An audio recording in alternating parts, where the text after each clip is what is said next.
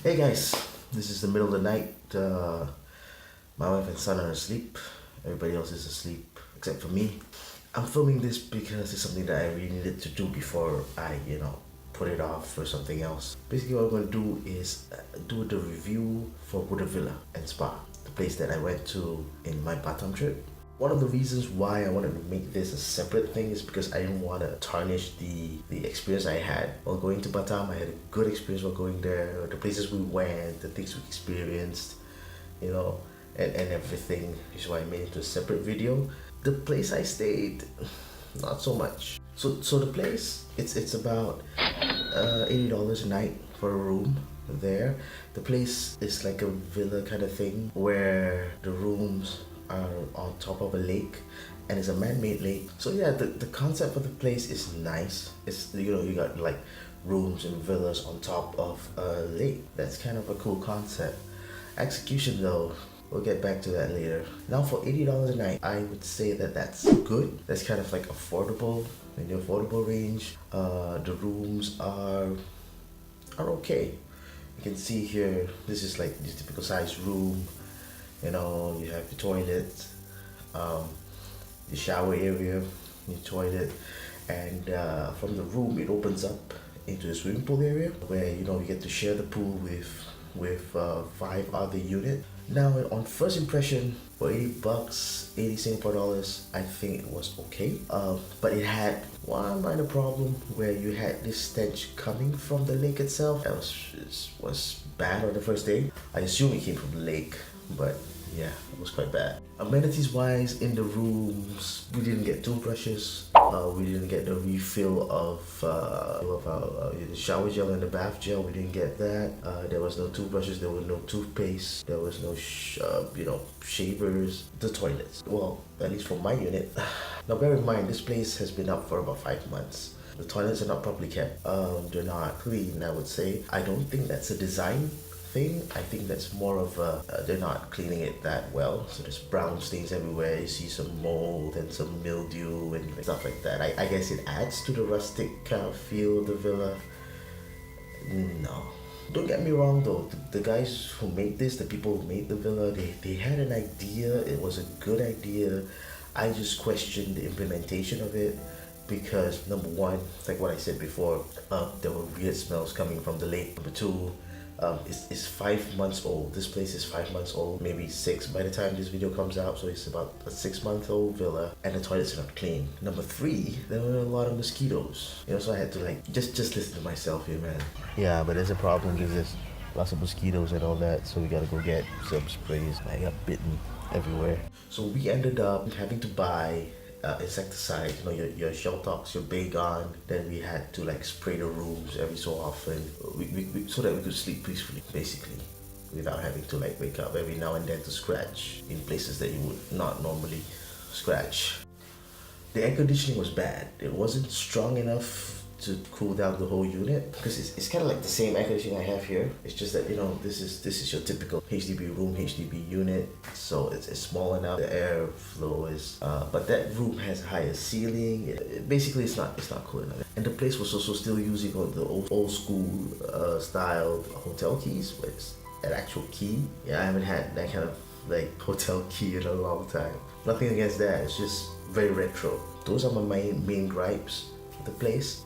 The journey to get to the place from Batam Center is about maybe 15-20 minutes. If you go by the inner city roads, if you go by the coastal route, it's about maybe 10 minutes. But the coastal route has a lot of potholes. It's not a very comfortable ride unless you have a huge bus or something that can stifle the potholes and all that. It's closer to Nagoya Hill.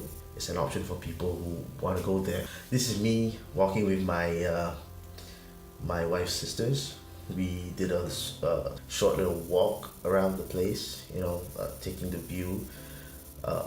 It's actually quite okay. It's nothing spectacular, as you can see, from these shots. Right? They had a good concept. They had a good idea. It just wasn't quite implemented properly, I guess. Next up, we had the breakfast. We had breakfast. Well, they don't have their own breakfast, so what they do is when they sell you the package for the room and breakfast, they'll give you a coupon. You'll have to walk to the nearby hotel. It's not that far, less than 5 minutes. It's less than 2 minutes walk. You know, it's just like from the entrance to Woda Villa into the hotel. In fact, you could even see, it's called the Golden View Hotel. You could even see that hotel from Woda Villa. It's like, it's just there. The first time we tried it, we went as a group. It's like about 14 of us, 15 of us. We went there, you know, we were hungry and all that. So we went there, we ate stuff. We didn't go for seconds. And that says a lot. So I had to go back the next day because I wanted to see whether, you know, the standard of food was consistent. It was. You can see, I mean, I took, this is the spread that I took. I didn't go for second. The coffee, that's so important. It's horrible, all right? It's just, the coffee is bad. The rest of the food, they're edible, all right? They're edible. You can sort of survive on it if you really need to. But honestly, if you guys are planning on going, say no to the breakfast, all right? You're better off like going outside and buying food. Or if you don't want to go outside, what the villa offers is instead of you going for the buffet breakfast at the hotel, they will serve you breakfast in your room. But these are only like Western style dishes. You got your omelets, you got your croissants, you got your bread, ham, I think. I don't know because I went for a breakfast outside as opposed to trying the Western breakfast. But apparently, according to those who did try it, which included my wife, they said it was good, it was fine, it was better than the buffet breakfast. It's something for you guys to consider if you're like planning on staying here and not planning on going out. Overall, I'd say it's a good place for you to go if you're on a budget. No, that's not right. I'd say it's an option for you to ponder and deliberate upon if you're on a budget. But not really, like, I wouldn't put it as a number one list, even if you're on a budget. Seriously, go find other hotels. I'm sure it'll give you better experience. I think the place is just not that ready. Maybe the villas that were in construction nearby gave that sense. But more than that, I think the concept is good. It's just the place is not ready. The kids had fun though. We had a swimming pool.